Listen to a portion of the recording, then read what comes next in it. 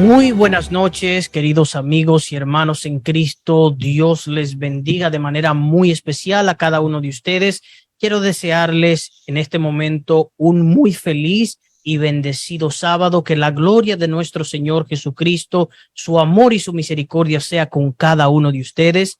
Y quiero pues darle también la bienvenida a una programación más de su programa bíblico Trayecto Adventista, con todas sus páginas aliadas en este momento.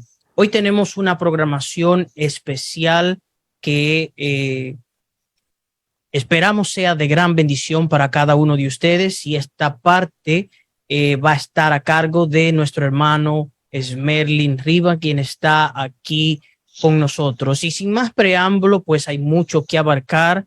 Voy a llamar a mi querido hermano que venga inmediatamente para que saludemos al público y cederle entonces la plataforma. Mi querido hermano Esmerlin Rivas, muy feliz y bendecido sábado para ti. Dios te bendiga en gran manera. Gracias por acompañarnos. Gracias por brindarnos un poco de tu tiempo. Cuéntanos cómo te sientes el día de hoy. Feliz sábado, Dani. Feliz sábado para cada uno de los hermanos que nos sintonizan a través de este programa y de esta plataforma tan importante. Bueno, me siento bien porque por la gracia de Dios estoy viendo otro sábado más, recordando ese monumento de la creación tan importante que Dios ha hecho para cada uno de nosotros, para que nos gocemos y nos deleitemos en su presencia.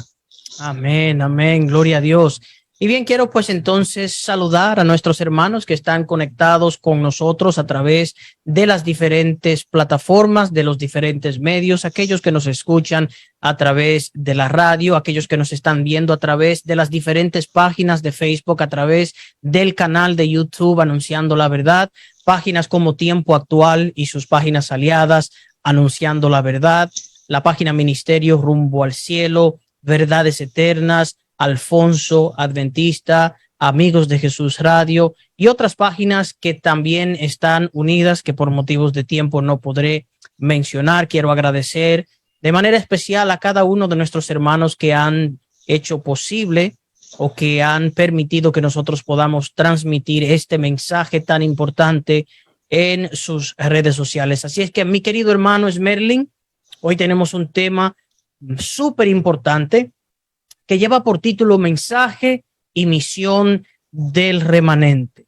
Es un tema muy delicado, pero de un impacto gigantesco que nosotros como creyentes debemos entender, pues si no sabemos, mi querido hermano, cuál es nuestra misión, estamos en otras palabras perdidos. Así es que para usted, mi querido hermano, el tiempo, Dios le bendiga y le use con poder.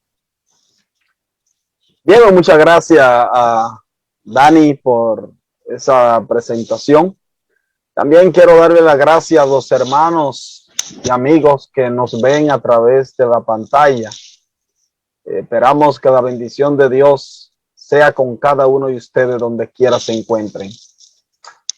En esta oportunidad, el tema que vamos a estar desglosando se titula Mensaje y Misión del Remanente, desde la perspectiva bíblica de la Apocalipsis. Y quiero comenzar rápidamente con un versículo que encontramos en Apocalipsis, el capítulo 12 y el versículo 17. Apocalipsis, el capítulo 12 y el versículo 17. Dice aquí: entonces el dragón se llenó de ira contra la mujer y se fue a hacer guerra contra el resto de la descendencia de ella. La palabra griega que se menciona ahí por resto es la palabra loipoi, que significa lo que quedan, el remanente. Así que noten que Apocalipsis 12:17 dice que el dragón se llena de ira contra la mujer y se va a hacer guerra contra el resto de la descendencia de ella. Y ahora fíjense que este remanente tiene dos características importantes. Dice, los que guardan los mandamientos de Dios y tienen el testimonio de Jesucristo. Ahora, para nosotros entender bien este versículo, necesitamos repasar la cadena profética que se menciona en Apocalipsis, el capítulo 12. En Apocalipsis, el capítulo 12, en los primeros 5 versículos tenemos a una mujer que está vestida del sol, tiene la luna debajo de sus pies y tiene una corona con 12 estrellas. Esa mujer, de acuerdo a Apocalipsis 12, está embarazada a punto de dar a luz a un niño. Y cuando esa mujer está a punto de dar a luz al niño, de repente viene un dragón escarlata y se para al frente de la mujer con el propósito de matar al niño cuando naciera. Pero de acuerdo al relato de Apocalipsis 12, se menciona que el niño es arrebatado para Dios y para su trono y regirá a las naciones con vara de hierro. Nosotros como adventistas hemos entendido que esta profecía se cumplió en los días de Jesús cuando él nació y Herodes mandó a matar a todos los niños en la ciudad. Ahora, es interesante observar que después que el dragón no puede matar al niño, entonces se enfurece contra la mujer. Y en Apocalipsis 12 y el versículo 6 dice que la mujer es llevada al desierto, donde es sustentada por 1260 días o 1260 años. Nosotros como adventistas del séptimo día entendemos que los 1260 años tuvieron un inicio en el año 538 y terminaron con lo que se conoció como la famosa herida de muerte que se le provocó al sistema papal en 1798. Es decir, Apocalipsis 12, en primer lugar, menciona a la mujer o a la iglesia del Antiguo Testamento. Luego, esta mujer se convierte en la iglesia del Nuevo Testamento, específicamente la iglesia perseguida por el sistema papal durante los 1260 años. Y luego, Apocalipsis 12, a partir del versículo 13 en adelante, nuevamente vuelve a retomar el tema de los 1260 años, el momento cuando las aguas son arrojadas de la boca del dragón, persiguen a la mujer y a esta mujer se le da 2 alas de águila donde vuela nuevamente al desierto, donde es sustentada por 1260 días, que se refiere a la persecución papal de los 1260 años. Ahora, bajo ese contexto, luego que el sistema papal tiene una persecución de 1260 años, se puede apreciar que al final de los 1260 años surge un remanente donde el dragón se enfurece en contra de este pequeño remanente. Es decir, Apocalipsis 12:17 tiene que leerse como el levantamiento de un pueblo después que el sistema papal recibe la herida mortal en 1798. Ahora, nosotros como adventistas hemos entendido que Apocalipsis 12:17 hace alusión al remanente al pueblo de Dios que se levanta después de 1798 y que va a ser perseguido al final del tiempo nuevamente por el sistema romano papal. Ahora, Apocalipsis 12:17 en realidad es un resumen de la batalla o de la guerra que se va a desarrollar en el capítulo 13 de Apocalipsis, cuando las dos bestias de Apocalipsis 13, 11 al 18, se unen y la bestia de dos cuernos hace una imagen a la primera bestia y vuelve nuevamente el mismo periodo o se repite la misma historia de lo que sucedió durante la Edad Media. Así que el remanente que se menciona aquí en Apocalipsis 12:17, hay evidencia suficiente para afirmar que este pueblo tiene que ser el remanente de Dios que se ha levantado en los últimos días, cuyo objetivo será predicar el mensaje de la palabra de Dios en contra de Babilonia. Ahora, cuando nosotros analizamos toda la historia bíblica, siempre que Dios levanta un remanente o a una persona en un momento de apostasía, lo primero que Dios hace es que le entrega un mensaje y le entrega una misión. Por ejemplo, ustedes pueden ver ese ejemplo, ustedes pueden ver esa ilustración después del derramamiento del Espíritu Santo, cuando Dios reúne o cuando el Espíritu Santo desciende sobre el aposento alto.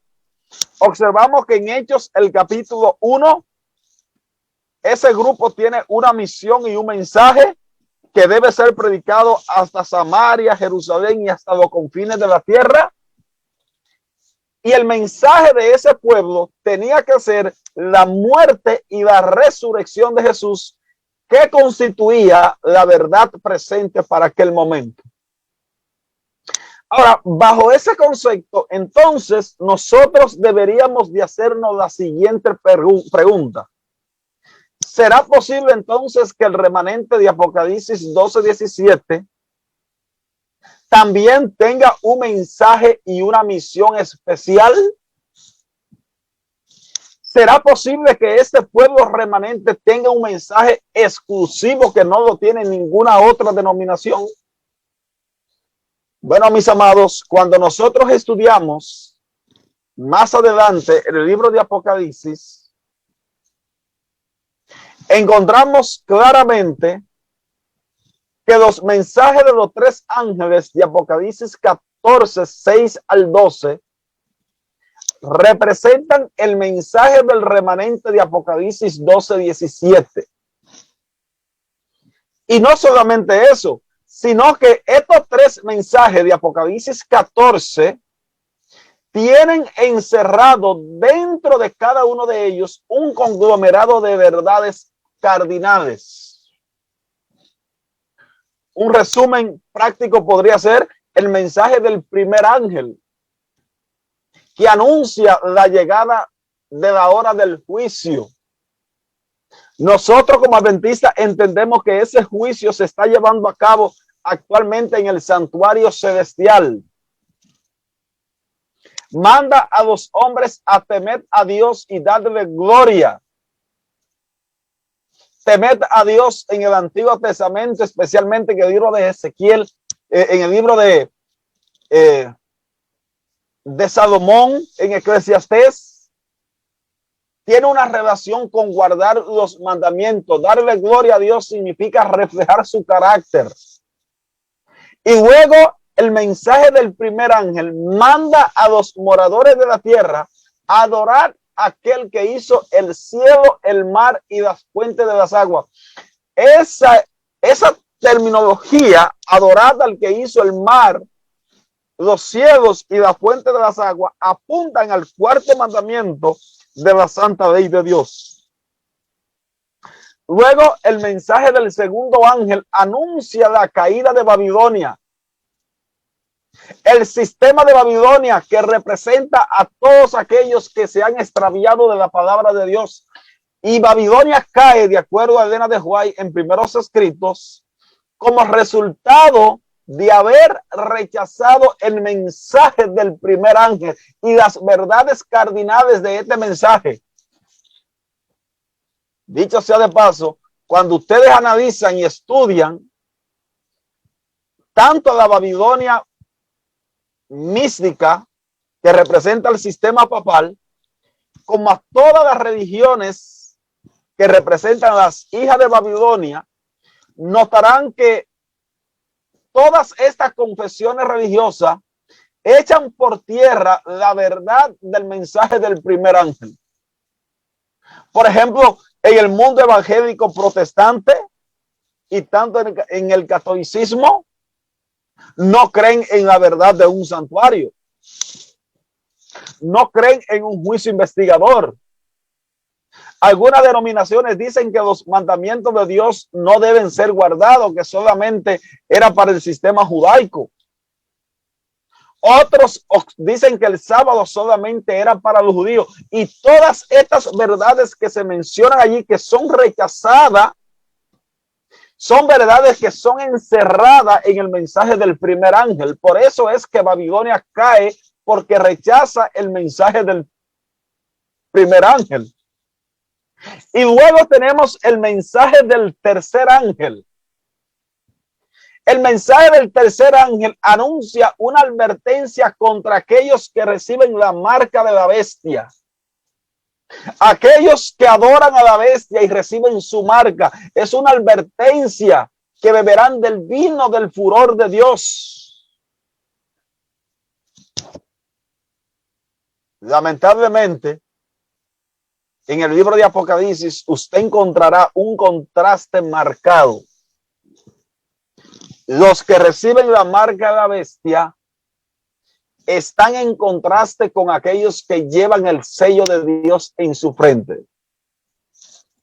Ahora, en el mensaje del primer ángel, específicamente en Apocalipsis 14:6, que es el texto que vamos a leer a continuación, encontramos nosotros lo que puede llamarse la misión del remanente de Apocalipsis 12:17, que se levanta después del año 1798. Fíjense ustedes cómo se expresa en Apocalipsis el capítulo 14 y el versículo 6. Dice: vi volar por el medio del cielo a otro ángel que tenía el evangelio eterno para predicarlo a los moradores de la tierra, a toda nación, tribu, lengua y pueblo. Ahora, este versículo de Apocalipsis 14:6, en primer lugar, resalta que el evangelio eterno que trae el mensaje de los tres ángeles es para predicárselo a los moradores de la tierra. Esa terminología o ese concepto de moradores de la tierra se refiere en el libro de Apocalipsis a aquellos que todavía no han aceptado a Dios, sino que se han ido en pos de la bestia. Por ejemplo, en Apocalipsis el capítulo 14, en Apocalipsis el capítulo 13, los versículos 11 al 18, dice que son los moradores de la tierra que mandan a hacer una imagen a la primera bestia que tenía herida de espada y vivió. Los moradores de la tierra en Apocalipsis el capítulo 13 son aquellos que se van en pos de la bestia. El mensaje del primer ángel apunta hacia esa gran multitud. Por eso dice que este evangelio es para ser predicado a los moradores de la tierra, es decir, aquellos que se han rebelado contra Dios, a los que se encuentran todavía en el sistema de Babilonia. Pero noten también que en el mensaje del primer ángel indica que aquí tenemos un mensaje global, porque debe ser predicado a toda nación, tribu, lengua y pueblo. Es decir, no es un mensaje geográfico local. No solamente debe ser predicado en los Estados Unidos, no solamente debe ser predicado en África y en República Dominicana, no. Los mensajes de los 3 ángeles tienen que ser predicados a toda nación, tribu, lengua y pueblo. Es un mensaje universal, un mensaje global. Y eso es lo que representa la misión del remanente levantado en Apocalipsis 2:17. El remanente va a tener que predicar ese mensaje globalmente a los moradores de la tierra, aquellos que se han rebelado contra Dios, los que han estado en Babilonia. El pueblo de Dios tiene que llegar con su mensaje allí. Ahora, en Apocalipsis, el capítulo 10, un capítulo que nosotros como adventistas entendemos o que hemos estudiado, también se encuentra la misión del remanente que se levanta después del año 1798. Vamos a ver, noten en Apocalipsis el capítulo 10 y los versículos 1 al 3 dice: vi descender del cielo a otro ángel fuerte, envuelto en una nube con el arco iris sobre su cabeza, y su rostro era como el sol, y sus pies como columna de fuego. La hermana Juárez dice que este ángel era Cristo. Hace un tiempo atrás yo escribí un artículo donde mencioné alguna característica de este ángel de Apocalipsis 10 con la aparición de Jesús en Apocalipsis el capítulo 1, donde Juan ve al Hijo del Hombre que se le aparece y dice Juan que cae como muerto. Ustedes pueden estudiar esas características de Apocalipsis 1 con Apocalipsis 10 y encontrarán que ambos personajes, tanto el Hijo del Hombre como este ángel fuerte que desciende del cielo, tienen características comunes, y por eso la sierva del Señor dice que este ángel de Apocalipsis 10 debe representar a Jesús. Y ahora sigue diciendo el texto: y tenía en sus manos un librito abierto, y puso su pie derecho sobre el mar y el izquierdo sobre la tierra, y clamó a gran voz como ruge un león. Y cuando hubo clamado, 7 truenos emitieron sus voces. Ahora noten que este ángel de Apocalipsis 10 tiene un librito en sus manos. Y no solamente eso, sino que este ángel dice que pone el pie derecho sobre el mar y pone el pie izquierdo sobre la tierra. ¿Saben ustedes que el hecho de poner un pie sobre el mar y un pie sobre la tierra representa también una forma de lo universal? Así como en Apocalipsis se menciona el mensaje de los 3 ángeles siendo predicado a toda nación, tribu, lengua y pueblo.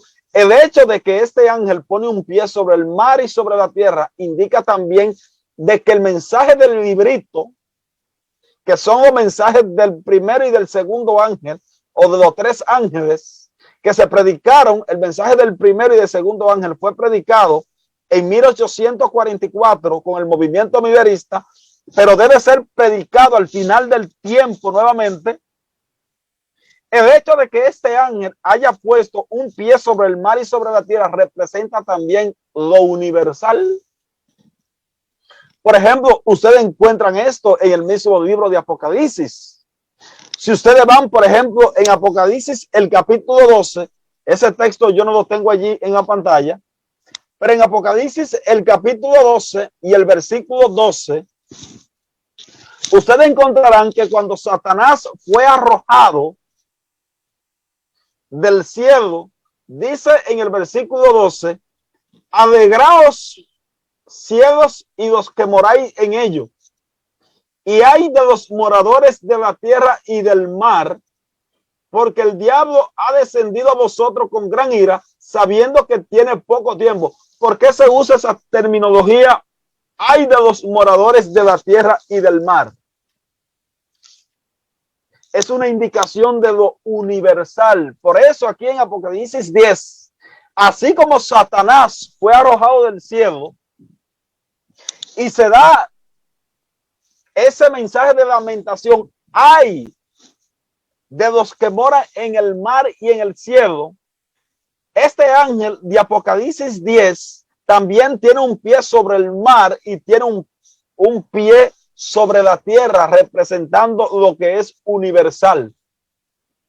Ahora, noten una cita que encontramos en el Espíritu de Profecía, en el libro El Cristo Triunfante, en la página 342 y en el párrafo 2. Miren cómo la hermana White interpretó esta escena de Apocalipsis 10. Dice, el mensaje de Apocalipsis 14, que proclama que la hora de su juicio ha llegado, es dado en el tiempo del fin. Y al ángel de Apocalipsis 10 se le representa como un pie, con un pie en el mar y el otro sobre la tierra, para demostrar que el mensaje se llevará a países distantes. Se cruzarán el océano y la isla del mar escucharán la proclamación del último mensaje de amonestación dado a nuestro mundo. Es decir, el hecho de que este ángel pone un pie sobre el mar y un pie sobre la tierra indica que el mensaje del librito, que son los mismos mensajes de Apocalipsis 14, debe ser predicado en países distantes, a toda nación, tribu, lengua y pueblo. Ahora, el pasaje de Apocalipsis 10 no para allí. Fíjense lo que dicen los versículos 4 y 6. Dice en Apocalipsis 10, cuando los 7 truenos hubieron emitido sus voces, yo iba a escribir, pero oí una voz del cielo que me decía, sella las cosas que los 7 truenos han dicho y no la escriba. Y el ángel que vi en pie sobre el mar y sobre la tierra levantó su mano al cielo y juró por el que vive por los siglos de los siglos, que creó el cielo y las cosas que están en él, y la tierra y las cosas que están en ella, y el mar y las cosas que están en él, que el tiempo no sería más. Ahora nosotros debemos de entender que cuando en Apocalipsis 10:6 dice que el tiempo no sería más, no se refiere al fin del periodo del tiempo de gracia,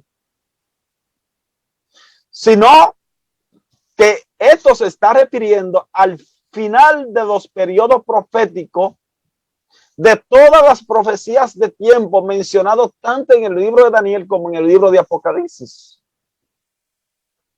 ¿Cuáles son esas profecías de tiempo? Las 2300 tardes y mañanas, los 1335 días de Daniel 12, los 1290 y los 1260 días que se mencionan tanto en Daniel como en el libro de Apocalipsis. Todos esos periodos proféticos, el más largo culminó en el año 1844 con el chasco de los mideritas. Ahora digo esto porque realmente ahora mismo hay un grupo que se hacen llamar adventistas que están proponiendo fechas. Inclusive hay algunos que han tomado 2335 días para decir que eso se va a cumplir, que van a haber 3 años y medio de persecución, que cuando se emita la ley dominical van a comenzar a correr los 1335 días. Lamentablemente nosotros no tenemos ninguna profecía de tiempo para el futuro. La profecía de tiempo más larga en la Biblia llegó a su culminación final en 1844, la profecía de los 2300 días. Por eso este ángel dice que el tiempo no sería más. La palabra tiempo que se usa ahí es del griego cronos. En el Nuevo Testamento hay dos palabras griegas que se traducen como tiempo. La primera palabra es kairos y la segunda palabra es cronos. Ambas palabras se traducen como tiempo. Ahora nosotros deberíamos preguntarnos cuál es la diferencia entre la palabra kairos y la palabra cronos, que ambas se traducen como tiempo. Hay una diferencia sumamente significativa. La palabra cronos se usa para referirse a un tiempo definido, a un tiempo donde haya una fecha exacta para el cumplimiento de algo, un tiempo definido. Mientras que la palabra kairos se utiliza para hacer referencia a un tiempo indefinido. Por ejemplo, hay dos ejemplos en la Biblia que yo lo voy a tomar donde se hace una diferencia entre la palabra cronos y la palabra kairos. Miren en Apocalipsis el capítulo 22 y el versículo 10, texto que no tenemos en pantalla, pero si usted tiene su Biblia allá en su casa, usted puede leer el texto. Dice aquí en Apocalipsis 22, 10, y me dijo: no selle las palabras de la profecía de este libro, porque el tiempo está cerca. Y luego que menciona que el tiempo está cerca, menciona en el versículo 11 qué tiempo es el que está cerca. Dice: el que es injusto siga siendo injusto, es decir, el cierre de la puerta de la gracia. Ahora, la palabra griega que se menciona allí en Apocalipsis 22:10 es kairos, donde esta palabra kairos se usa para hablar de un tiempo indefinido, un tiempo sin fechas. Como nosotros como mortales no tenemos un tiempo de gracia definido, por eso Juan en Apocalipsis 22:10 usa la palabra kairos para hablar que el tiempo está cerca. Lo que Juan está diciendo es: el tiempo casi está cerca. Se va a cerrar la puerta de la gracia, pero no se le va a dar una fecha en específica. Por eso Juan usa la palabra kairos. Ahora, en Gálatas, el capítulo 4 y el versículo 4, Pablo dice: y cuando vino el cumplimiento del tiempo, vino Jesús nacido de mujer y bajo la ley. La palabra griega que usa Pablo allí por tiempo es cronos. ¿Y por qué Pablo usa esa palabra en Gálatas 4:4? Bueno, la razón es muy simple, porque ya en el Antiguo Testamento habían profecías en específica que anunciaban el nacimiento de Jesús. En Daniel, el capítulo 9, tenemos la profecía de las 70 semanas, que anunciaban no solamente la restauración del templo de Jerusalén, sino que anunciaba el ungimiento del Mesías, el bautismo del Mesías, la llegada del Mesías, el momento cuando el Mesías iba a ser crucificado. Es decir, lo que está diciendo Pablo es: cuando vino el cumplimiento del tiempo de la profecía de las 70 semanas de Daniel 9, nació Jesús. Por eso Pablo usa la palabra cronos allí en Gálatas 4:4. Ahora, tal vez usted que está escuchando este tema con este juego de palabras no ha entendido perfectamente la diferencia entre la palabra kairos y la palabra cronos. Yo se la voy a poner de una forma más sencilla. Imagínese que usted tenga un familiar que viva lejos de su casa, un hijo, un primo, un tío, y usted habla con esa persona por teléfono y le pregunte ¿cuándo vas a venir a mi casa? Y él le diga, mira, yo voy un día de esto. Pregunto, ¿le está dando una fecha específica de su venida? No. Ahí se usa la palabra kairos. Porque no se le dio un tiempo definido, se le dio una fecha indefinida. Yo voy un día de esto. Eso no es una fecha en específica. Ahora, si esa persona a esa pregunta le contestara, yo voy mañana a las 3 de la tarde, ahí sí le está dando una fecha específica. Ahí se usa entonces la palabra griega cronos. Como en Apocalipsis 22:10, el cierre de la puerta de la gracia, nosotros no dependemos de ninguna profecía de tiempo. Por eso Juan en Apocalipsis 22:10 solamente dice el tiempo está cerca y usa la palabra kairos. Es decir, el tiempo está cerca, pero no tenemos un evento específico, una fecha exacta en específica para ese evento. Pero en Apocalipsis, el capítulo 10 y el versículo 6, el tiempo no sería más.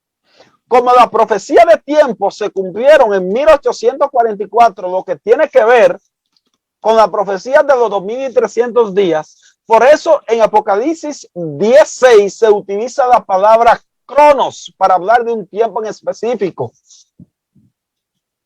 Es decir, lo que está diciendo Apocalipsis aquí es que toda la profecía de tiempo, incluyendo las 2300 tardes y mañanas, se cumplió en 1844 y las otras se cumplieron también durante ese mismo tiempo históricamente demostrable. En el caso de los 1335 días, nosotros como adventistas entendemos que comenzó a correr en el año 508 con la conversión de Clodoveo, terminó en 1844, la de 2335 días, la de los 2300 días también, y la de los 1290 años terminó en el año 1798, junto con la profecía de los 1260 días, que era el momento cuando se le iba a proporcionar la herida mortal al sistema papal. Ahora, noten lo que sigue diciendo Apocalipsis, el capítulo 10 y los versículos 7 y 8. Apocalipsis, el capítulo 10, los versículos 7 y 8 dice: sino que en los días de la voz del séptimo ángel, cuando él comience, versículo 8 y 10, ok.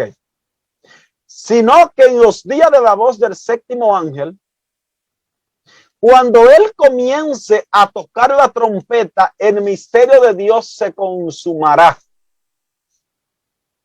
¿Saben ustedes? Esta traducción a mí no me gusta. Porque dice que en los días de la voz del séptimo ángel, cuando él comience a tocar la trompeta, esa traducción no es la correcta. Hay otras versiones que dicen, sino que en la voz del séptimo ángel, cuando éste esté a punto de tocar la trompeta, el misterio de Dios se consumirá o se consumará. Y sigue diciendo, como él lo anunció a sus siervos los profetas, la voz que oí del cielo habló conmigo y dijo, ve y toma el librito que está abierto en la mano del ángel que está en pie sobre el mar y sobre la tierra.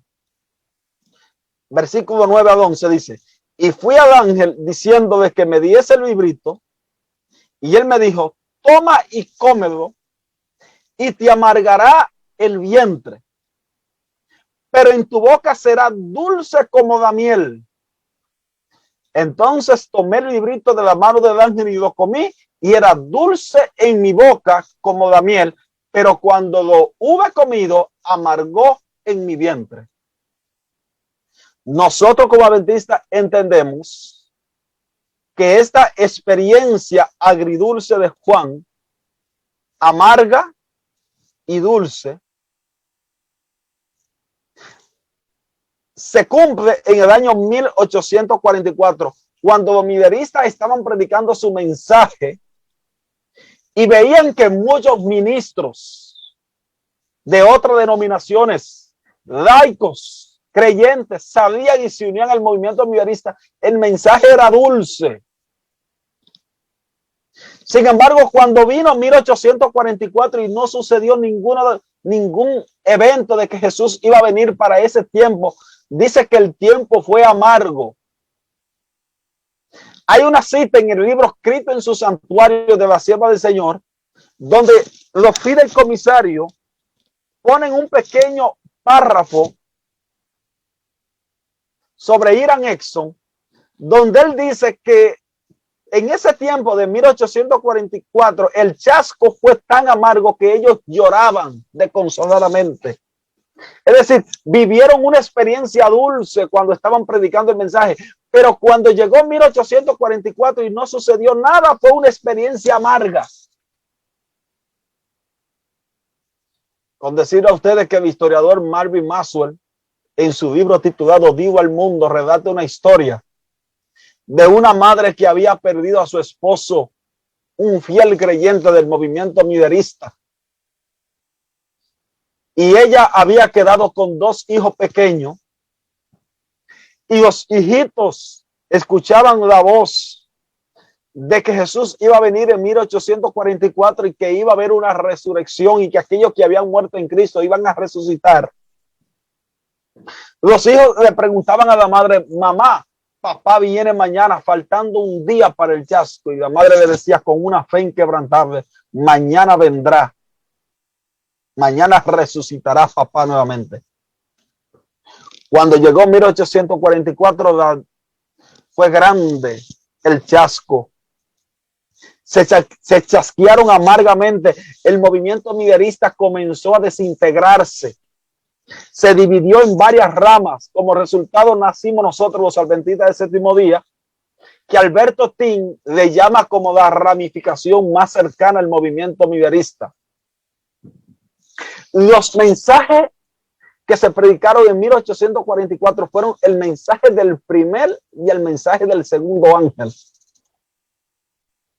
Eso iba a representar o representó el mensaje de la experiencia amarga en 1844, el mensaje del primer ángel en conexión con la profecía de los 2300 días presentada en Daniel 8:14. Ahora, si ustedes notan, luego que Juan come el libro y le amarga en el vientre, en el versículo 11 dice: y él me dijo, es necesario que profetice otra vez sobre muchos pueblos, naciones, lenguas y reyes. Esta es la misma terminología que se menciona en Apocalipsis 14:6.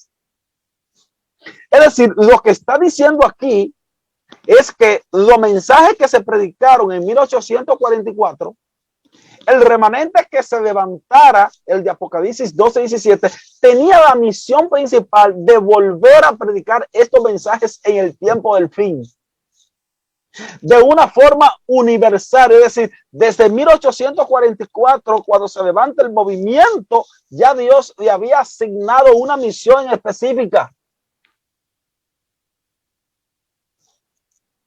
Pero ahora nosotros debemos de hacernos la siguiente pregunta. Pero antes de contestar o de hacernos esa pregunta, yo quisiera introducirla con un breve repaso. Si ustedes notan, el mensaje del primer ángel tenía que ser predicado a toda nación, tribu, lengua y pueblo, o debe ser predicado a toda nación, tribu, lengua y pueblo. Ahora yo pregunto, ¿por qué el mensaje de los 3 ángeles debe ser predicado a todo el mundo? Cuando yo hago esta pregunta, generalmente las respuestas son varias.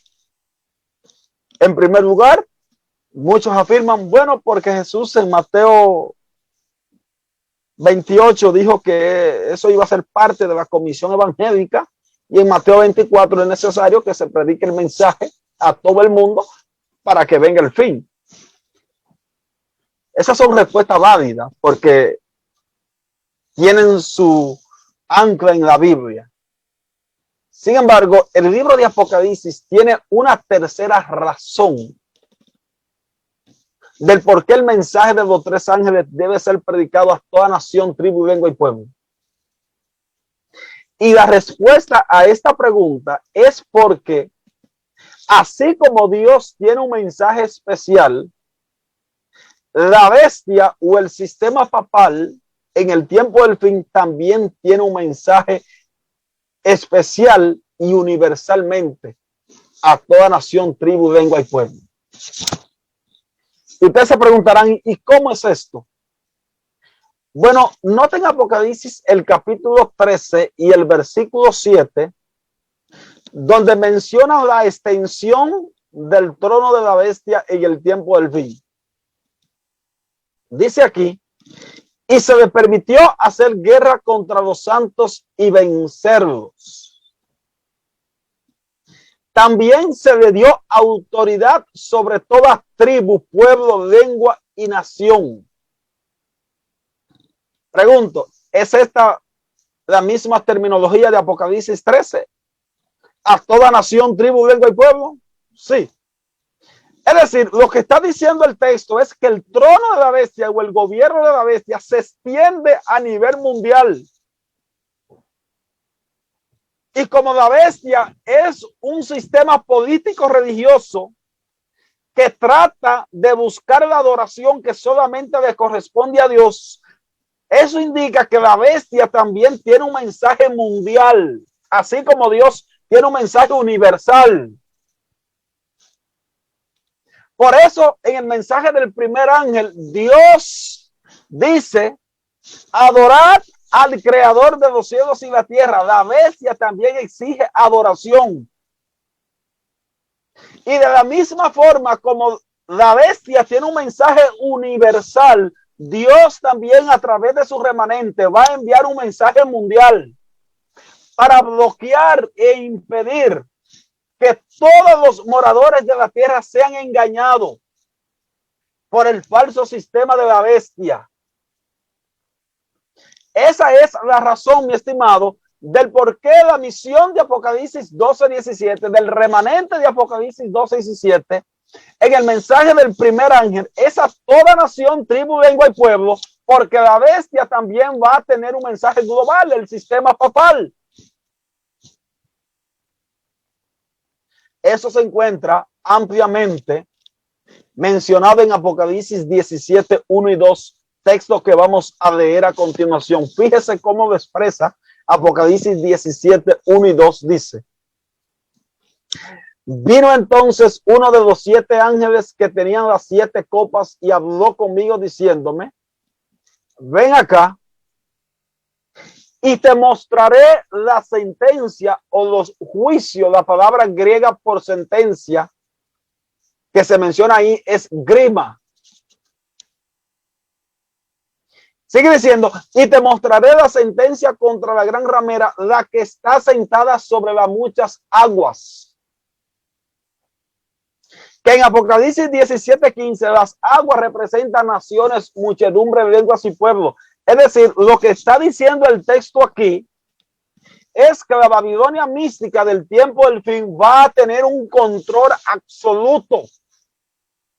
Por eso en el versículo 3 ustedes pueden ver que la Babilonia mística también se sienta sobre la bestia, que es un símbolo de la administración política. Es decir, lo que está diciendo Apocalipsis 17 es que la bestia no solamente va a tener un control sobre los moradores de la tierra, sobre las muchas aguas, sino que su poder va a ser tan grande que inclusive los reyes de la tierra o los gobiernos de la tierra van a tener que someterse. Y por eso la bestia, ustedes la pueden ver que se sienta sobre las aguas y también está sentada sobre la bestia, indicando de que Babilonia va a tener un control mundial. Hermano, no es un secreto para nadie, pero todo los movimientos que se está dando en el mundo político religioso, tanto en el Vaticano, el Papa Francisco como otros líderes religiosos, es una indicación de que muy pronto el sanamiento de la bestia va a ocurrir. De que muy pronto Babilonia va a obtener ese control mundial. En Apocalipsis 13:3 dice que todo el mundo se va en pos y se maravilla en pos de la bestia. Es decir, va a ser un control absoluto. Claro, inmediatamente nosotros nos preguntamos, ¿y cómo va Babilonia a obtener tal control? Bueno, fíjense lo que dice en Apocalipsis 17:2, dice, con lo cual han fornicado los reyes de la tierra y los moradores de la tierra se han embriagado con el vino de su fornicación. Los moradores de la tierra son las aguas de Apocalipsis 17:1. Los reyes de la tierra es la bestia de Apocalipsis 17:3, donde Babilonia se sienta. Por eso dice en el versículo, con lo cual han fornicado los reyes de la tierra y los moradores, como si fueran dos grupos independientes. Se han embriagado con el vino de su fornicación, que representan sus falsas doctrinas. Y ahora fíjense que dice el texto, y los moradores de la tierra. Por eso el mensaje del primer ángel iba o debe ser predicado a los moradores de la tierra, porque estos son las víctimas del sistema papal, los que van a ser engañados en el tiempo del fin. Ahora, si ustedes notan en Apocalipsis el capítulo 10 y el versículo 11, y ustedes toman su Biblia y se van a Apocalipsis 11, en Apocalipsis 10:11 y Apocalipsis 14:6, cuando Dios registra la misión del pueblo, de su pueblo que he levantado después de 1798, encontrarán que en Apocalipsis 10 dice que el mensaje del librito va a ser llevado a toda nación, tribu, lenguas y reyes. Pero en Apocalipsis 10 dice a toda nación, tribu, lenguas y pueblo, a los moradores de la tierra. Es decir, si ustedes reúnen esos dos pasajes por sí, ustedes notarán que el mensaje de Dios no solamente es para los moradores de la tierra, sino también para los líderes políticos, porque ellos van a caer presa del sistema papal, van a fornicar en pos de este sistema, de tal forma que van a ser embriagados con el vino de su fornicación, que representan sus falsas creencias. Como resultado de eso, en Apocalipsis 16, estos tres poderes son reunidos bajo el estandarte de Roma, bajo la aparición del dragón, la bestia y el falso profeta. Y la sierva del Señor en el conflicto de los siglos dice claramente, la señora White dice que los dos errores que van a unir esta triple alianza va a ser la santidad del domingo y la inmortalidad del alma. Y en otra cita que ella encuentra en manuscritos inéditos, ella dice que el vino de Babilonia representa la doctrina del domingo y de la inmortalidad del alma. Y estas van a ser la base por la cual Babilonia va a llegar a obtener un control mundial. Por eso el mensaje de los tres ángeles deben ser predicados a toda nación, tribu, lengua y pueblo. Porque Dios a través de estos tres mensajes bloquean las mentiras del sistema papal de Babilonia. Babilonia dice que el sábado no es el día de reposo. Dios en el mensaje del primer ángel dice, adoren a Dios, que es una alusión al cuarto mandamiento. Babilonia dice que los mandamientos no deben ser observados. Que hubo un sistema que cambió los 10 mandamientos, específicamente el sábado. Por eso en el mensaje del primer ángel dice, teman a Dios, es decir, guarden su ley. Babilonia niega la existencia de un santuario, de un juicio investigador. de la obra de Jesús en el santuario celestial. Por eso en el mensaje del primer ángel dice, porque la hora de su juicio ha llegado, hace una alusión a la obra de Jesús en el santuario celestial. Es decir, todas las verdades que son proclamadas por Dios en el mensaje del primer ángel son bloqueadas por el sistema de Babilonia, y todas las mentiras que promueve Babilonia son contrarrestadas por Dios a través de su remanente y a través del mensaje de los tres ángeles. Por eso, así como la bestia va a tener una extensión mundial, geográficamente hablando, a toda nación, tribu, lengua y pueblo, y va a tener también un mensaje mundial, Dios, a través de su remanente que va a ser perseguido en el tiempo del fin, va a introducir o va a proclamar un mensaje mundialmente. Y ya para cerrar, en Testimonio para la Iglesia, tomo 9, en la página 17, párrafo 1, hay una cita sumamente interesante. Una cita que yo no quiero con esta cita tirarle a los líderes de nuestra iglesia, pero lamentablemente para muchos líderes de nuestra iglesia, esta cita causa un malestar. En Testimonio para la Iglesia, tomo 9, página 17, párrafo 1, la sierva del Señor dice lo siguiente: en un sentido muy especial, los adventistas del séptimo día han sido colocados en el mundo como centinelas y transmisores de luz. A ellos ha sido confiada la tarea de dirigir la última amonestación a un mundo que perece. La palabra de Dios proyecta sobre ellos una luz maravillosa. Una obra de la mayor importancia les ha sido confiada: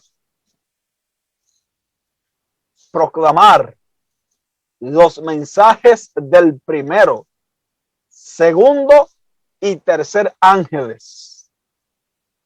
Ninguna otra obra puede ser comparada con esta, y nunca debe desviarse nuestra atención de ella.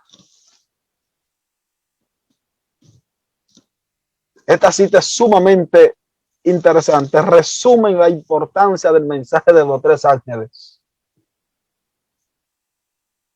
Es una misión especial que Dios le ha colocado encima a su pueblo, la proclamación de los mensajes de los tres ángeles. Y ella en esta cita dice, una obra de la mayor importancia le ha sido confiada. Decir, es un mensaje sumamente importante, no es cualquier mensaje. Es un mensaje importante. El mensaje del primero, del segundo y del tercer ángel. Ninguna otra obra puede ser comparada con esta, ni nada debe desviar nuestra atención de ella. Y hay otra cita que no la tengo en la pantalla, pero que se encuentra en Primeros Escritos, donde ella dice, son muchas las verdades que contiene la palabra de Dios, pero es la verdad presente lo que el rebaño necesita. Y en esa cita ella dice, me la sé de memoria, porque me ha impactado tanto. Ella dice, he visto cómo los mensajeros se explayan en temas que no unen ni santifican el rebaño. Es decir, en el pueblo adventista, según ella, se están predicando temas que no unen ni santifican el rebaño. No todos los temas que se promueven, ni todos los temas que se predican, tienen como propósito unir ni santificar el rebaño. Ahora, vamos a ver cuáles temas no unen ni santifican el rebaño. Cuando yo menciono esto, muchas personas se ríen, pero yo les digo, mire, hay temas que dentro de la iglesia adventista se promueven que no tienen ninguna función ni unir el rebaño. ¿Cuáles temas son esos? ¿Cómo conseguirme un novio? ¿Me entiendes? Esos son temas que no unen ni santifican el rebaño, lamentablemente. Ah, pero ¿y qué tiene de malo? No, usted quiere conseguir su novio, órale a Dios. Ya, no hay que dar más charla. Ahí se resumió. Usted quiere conseguirse un marido, órale a Dios. ¿Cómo alcanzar el dinero? No, esos no son temas que unen ni santifican el rebaño. Entonces, para los tiempos de hermana Juárez, ya esos temas parece ser que venían explayándose de una forma tal que ahora ella dice, he visto el peligro que tienen los mensajeros de predicar temas que no unen ni santifican el rebaño. Y luego ella dice que hay que predicarse temas. Claramente lo dice ella en primeros escritos. Temas como las 2300 tardes y mañanas, el testimonio de Jesús, la fe de Jesús y la paciencia de los santos, que es una alusión al mensaje de los tres ángeles, la culminación del mensaje del tercer ángel. Hermano, nosotros como adventistas somos ese remanente levantado en 1798. Vamos a ser objeto de persecución por parte del sistema papal. Dios va a derramar su Espíritu Santo sobre la iglesia, la lluvia tardía. Dios a través de ese remanente va a contrarrestar todas las enseñanzas de Babilonia político-religiosa. Babilonia va a lograr un control universal. Como resultado, el pueblo de Dios va a ser perseguido por esa verdad que predique. La Biblia así me indica, por ejemplo, en Daniel, el capítulo 11 y el versículo 44, cuando el rey del norte se desana su herida provocada por el rey del sur, pasa por la tierra de Egipto, también entra por la tierra gloriosa, que es un símbolo del pueblo de Dios. Caen en sus manos Edom y Moab y la mayoría de los hijos de Amón, que para algunos teólogos representan a aquellos que van a salir de Babilonia. En el versículo 44 dice, pero noticias del oriente y del norte le atemorizarán y saldrá con gran ira para destruir y matar a muchos. Y dice que el rey del norte plantará su tienda de su palacio entre los mares y el monte glorioso y santo. Las noticias que vienen del norte representan el mensaje de los tres ángeles. El hecho de que él viene del norte es una evidencia de que es un mensaje celestial, porque en la Biblia el norte es la dirección del compás donde se encuentra el trono de Dios. Isaías capítulo 14, cuando Lucifer tenía ese pensamiento en su corazón y decía, subiré por encima de las estrellas y en el lado norte levantaré mi trono. El norte es un símbolo. En el libro de Ezequiel ustedes encontrarán frecuentemente que los ángeles venían de la parte norte. En el libro de Amós, en el capítulo 8 y los versículos 9 al 11, dice que en aquel tiempo Dios enviará hambre, no hambre ni sed de física, sino de oír la palabra de Dios, y que las personas irán errante de mar a mar, de norte hacia oriente, buscando la palabra de Dios y no la hallarán. Se menciona el norte porque es la dirección en donde se encuentra el trono de Dios. El hecho de que el rey del norte, ese sistema, Daniel lo menciona como el rey del norte, es una clara indicación de que es un poder que trata de falsificar el poderío de Dios, trata de hacerse pasar por Dios. Dios es el verdadero rey del norte. El rey del norte de Daniel 11 es un falso rey del norte. Saldrá para matar al pueblo de Dios, tratará de bloquear las enseñanzas del pueblo de Dios. Sin embargo, el pueblo de Dios saldrá victorioso en el tiempo del fin. Nuestro mensaje son los mensajes de los tres ángeles a toda nación, tribu, lengua y pueblo. Y dentro de esos tres mensajes tenemos el mensaje de la justificación por la fe, proclamado por la Reforma Protestante y nuevamente proclamado en 1888, y que ese mensaje va a tener una extensión mundialmente en el tiempo del fin, junto con otras verdades importantes y cardinales que deben ser predicadas por el pueblo de Dios. Dios le bendiga mucho. Amén, amén. Gloria a Dios. Mi querido hermano, gracias por tan poderoso tema, por estas aclaraciones que hemos aprendido el día de hoy. Un tema muy candente, un tema muy, pero muy importante y que nosotros debemos entender. Una de las razones, alguien escribió en una ocasión que el pueblo que no conoce su historia está condenado a repetirla. Y sabemos que así como hubo una persecución en el tiempo antiguo, también vendrá una persecución futura. ¿Quieres saber de qué lado estás? ¿Quieres saber si estás formando parte del lado de Dios o del lado de Satanás? Tienes que conocer la historia, tienes que ver lo que sucedió para que sepas lo que va a suceder en un futuro. Yo por aquí tengo algunas preguntas que quisiera tocar de manera rápida, ya que no nos queda mucho tiempo. Y son las siguientes, mi querido hermano Smerling. Según Apocalipsis 14:6, ¿cómo resumiríamos en pocas palabras lo que es la misión del remanente? Bueno, de acuerdo a Apocalipsis 14:6, podríamos resumir la misión del pueblo remanente como una misión mundial, donde Dios de una forma u otra va a lograr que su remanente avance sustantivamente, de tal forma que los moradores de la tierra sean amonestados, las verdades de Dios sean presentadas.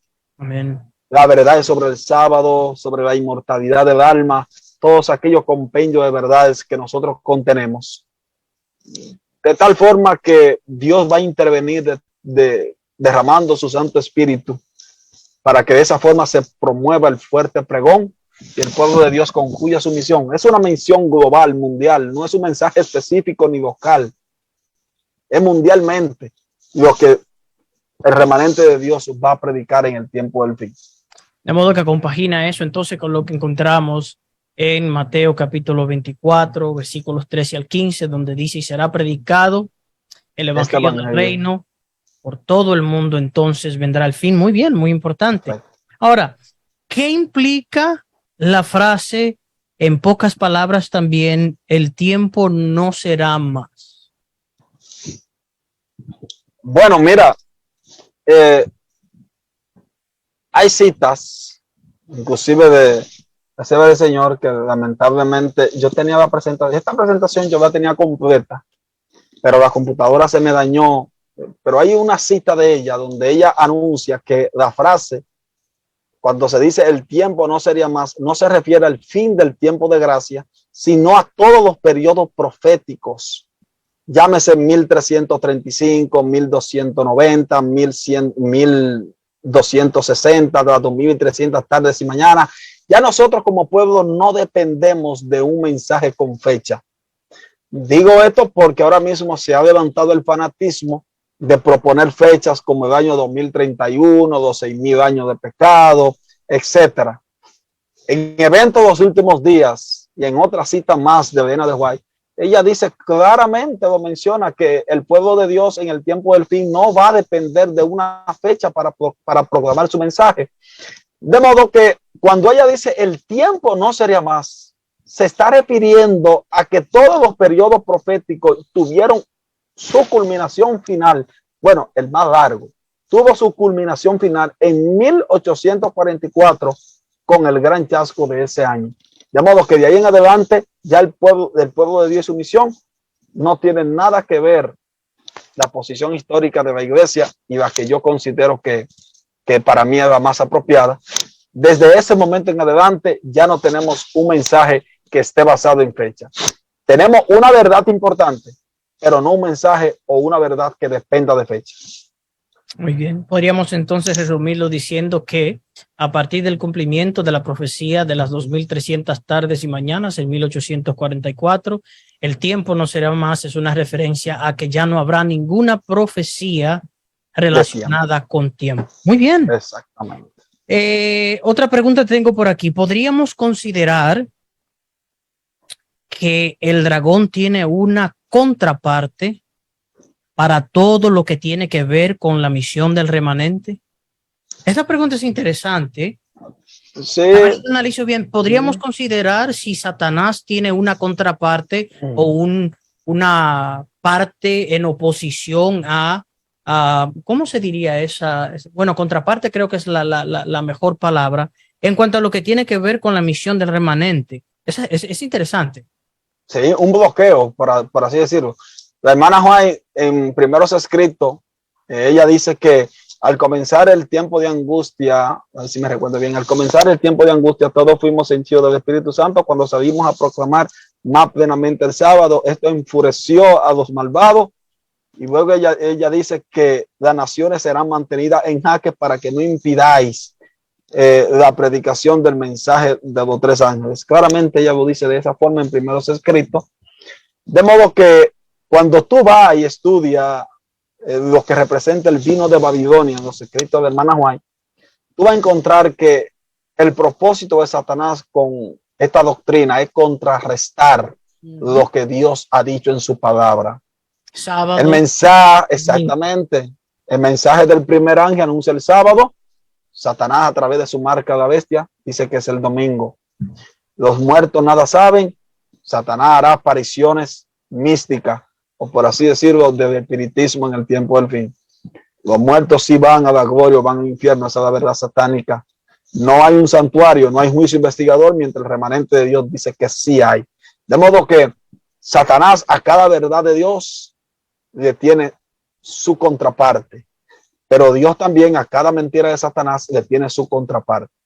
Por eso expliqué que así como el mensaje de la bestia es global a toda nación, tribu, lengua y pueblo, el mensaje del pueblo de Dios en el tiempo del fin también va a ser global a toda nación, tribu, lengua y pueblo, con el propósito de contradecir las falsas herejías de Babilonia. Amén. Tengo otra pregunta por aquí. Al leerla, está en los comentarios. No creo que no tiene nada que ver con el tema, pero vamos a tratarla. Déjeme leer la imagen que está aquí. Dice el hermano Manny o la hermana Manny. No puedo figurar la imagen, la foto, pero dice: hola, buenas tardes. Saludos a la distancia. Pues tenía una pregunta. ¿Cómo se explica o cómo se interpreta correctamente el libro de Isaías, capítulo 1, versículo 13? Y también, ¿qué quiere decir el libro de Lucas, capítulo 22, versículo 19? Quiero resolver mis dudas. Gracias. Isaías, capítulo 1, versículo 13. Vamos a ver qué es lo que dice Isaías 1:13. Es una pregunta Dice de la siguiente manera: no me traigáis más vana ofrenda, el incienso me es abominación. Una nueva y día de reposo, el convocar asambleas, no lo puedo sufrir, son iniquidad vuestras fiestas solemnes. Yo creo que ese texto se explica prácticamente solo. Sí, creo que la confusión aquí con ese texto genera sobre el día de reposo, pero ese es un texto que se explica solo. No cabe duda que eso se está refiriendo a los días de reposo ceremoniales. Correcto. Porque estamos aquí en el capítulo 1 de Isaías. Es imposible que Isaías hable sobre una abolición del día de reposo, porque ya en el capítulo 56 dice que bienaventurado el hombre que guarda el sábado. Y en el capítulo 58, nuevamente Isaías, y en el versículo 3, Isaías nuevamente dice, si retrajeres tus pies de violar el sábado, de hablar cosas vanas, etcétera. Y luego en el versículo 14, y él te subirá a las alturas. De modo que ese texto de Isaías 1:13 tiene que leerse en el contexto de los sábados ceremoniales. Y es un texto que también se encuentra, por así decirlo, encuentra su explicación más extensa en Oseas 2:11, si más bien no recuerdo. En Oseas capítulo 11, nuevamente el profeta menor hace alusión a esos sábados. Al parecer. Capítulo 2, versículo 11, si no estoy mal. Sí, capítulo 2, versículo 11 del libro de Oseas. Oseas nuevamente discute el texto de una forma, Oseas, vamos a ver si puedo lograr. Ok. Oseas capítulo 2, versículo 11, donde dice él: haré cesar todo su gozo, su fiesta, sus lunas nuevas y sus días de reposo y todas sus festividades. Cuando se habla de luna nueva, su fiesta, no cabe duda que se está refiriendo a las 7 fiestas judías. Cuando caía el día de Yom Kippur, no importa el día que cayera, eso se iba a constituir como si fuera un sábado, un día de reposo, de modo que no cabe duda que Oseas 2:11, Isaías 1:13, no se está refiriendo al sábado de los 10 mandamientos, sino que se está refiriendo al sábado ceremonial, que siempre que aparece ese sábado es en el contexto de las fiestas judías, etcétera. La validez del sábado como parte de los 10 mandamientos del Antiguo Testamento es muy clara. Más adelante, Ezequiel nuevamente hace mención al sábado, en Ezequiel 20:20, Ezequiel 20:12 y todo el Antiguo Testamento. Así que con estos dos principios en mente, Isaías 1:13 no debe de ser un texto tomado para hablar de una abolición del sábado, porque más adelante en el capítulo 56, en el versículo 12, él habla sobre bienaventurado el hombre que guarda el sábado. ¡Wow! ¡Qué palabra tan impresionante de él!, ¿verdad? Y en el capítulo 58 nuevamente dice que todo aquel que no vio del sábado, hablando sus palabras vanas, Dios lo subirá en las alturas, ¿no? Sí, nuevamente elogiando la enseñanza del sábado. Sí. Así que no cabe duda que... Eso es correcto, sí. No cabe duda que Isaías 1:13 tiene que verse a la luz de los sábados ceremoniales, y al parecer el pueblo de Israel estaba metido nuevamente en problemas como ellos lo hacían en apostasía, y Dios ya no quería esas ofrendas vanas para él. Ahí está la clave. No quería una obra práctica. Correcto, o sea, a Dios no le interesan los sacrificios.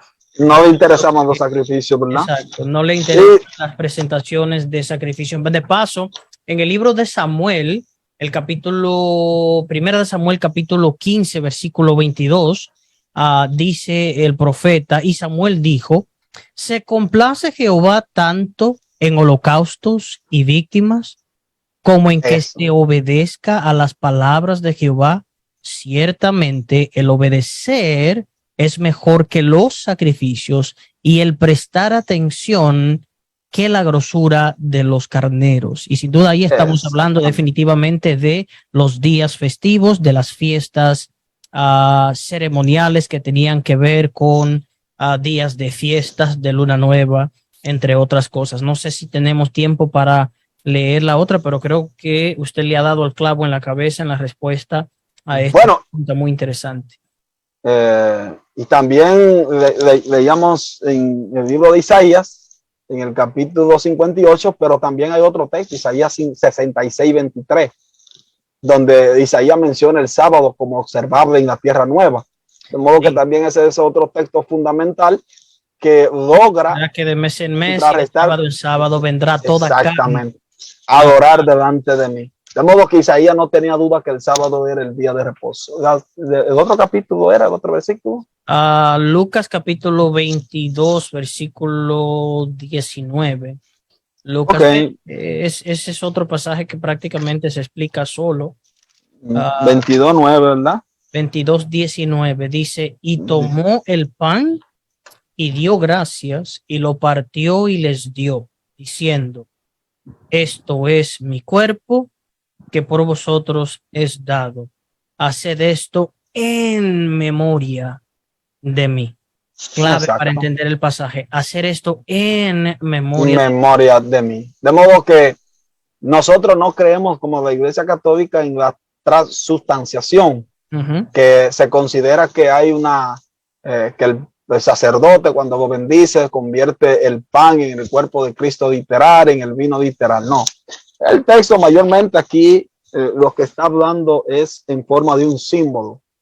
El pan que usted toma es un símbolo del cuerpo de Cristo y el vino es un símbolo de la sangre de Cristo, y esto se hace en memoria de él. No cabe duda que en memoria de mí, como resaltó Dani, está haciendo alusión a una figura más que a una forma literal de interpretar el texto como lo interpreta la Iglesia Católica. Y la aplicación también la encontramos en qué sucede con el pan cuando se introduce en la boca y se mastica. O sea, es una figura de maltrato, de destrucción, de sufrimiento, de escarnio que Cristo sufrió por la humanidad, así como fue así como es, podríamos decir, triturado, inmolado el pan por nuestros dientes, así su cuerpo humano debía ser maltratado en favor Así es. de la raza humana. Eso ese es el símbolo, y la sangre, que es el vino, es un símbolo de la sangre de Cristo que iba a ser derramada en favor de nosotros, que de paso la Biblia dice que sin derramamiento de sangre no hay remisión de pecado. Por esa razón la sangre de Cristo debía ser derramada. Muy bien, esas han sido todas las preguntas. Voy aquí a aprovechar de manera rápida para saludar a algunas hermanas que pudieron escribir en el chat, que pude ver rapidito. A nuestra hermana Fior López, muy feliz sábado para ti, mi querida hermana. Dios te bendiga grandemente. Tenemos aquí a Eun Son Mendoza. Tremendo el nombre. Hola hermano, buenas noches. Dice feliz sábado, y pues feliz sábado para ti, querida hermana. Tenemos también a Cenita Teles Furtado. Ella dice feliz sábado o día de Señor en portugués. Bueno, boa noite para ti, hermana, y un feliz sábado para ti. Gracias por acompañarnos. Meli Jiménez, feliz sábado, hermana. Dios te bendiga grandemente. También teníamos con nosotros en la página Ministerio Rumbo al Cielo, teníamos a nuestra hermana Oneida González, un muy feliz sábado para ti. Nuestra hermana Aracelis Morrobel, teníamos a la hermana Nilce Echevarría, que estaba aquí también con nosotros, nuestra hermana Virginia Montero. Un abrazo para cada una de ustedes, querida familia, un abrazo especial, un muy feliz sábado. Mi querido hermano, hemos llegado entonces a la conclusión de esta transmisión y no queremos cerrar sin antes comunicarnos con nuestro Dios con una palabra de oración. ¿Qué le parece, mi querido hermano, si usted nos dirige en oración en este momento? Claro, oramos. Amante Padre y eterno Dios, gracias te damos por lo bueno y lo maravilloso que tú eres. Gracias a Dios porque nos diste la fuerza para hacer este tema. Esperamos que sea de bendición y que aquellas personas que nos están escuchando, nos están viendo a través de la pantalla, Padre, puedan de una forma tomar en serio su ministerio y su misión como pueblo adventista. Que entendamos que el mensaje de los tres ángeles debe ser predicado a toda nación, tribu, lengua y pueblo. Danos bendición y dirígenos, porque te lo pedimos en el nombre de Jesús. Amén. Amén, amén. Muy bien, esta programación ha sido posible gracias a la página Trayecto Adventista y sus colaboradores.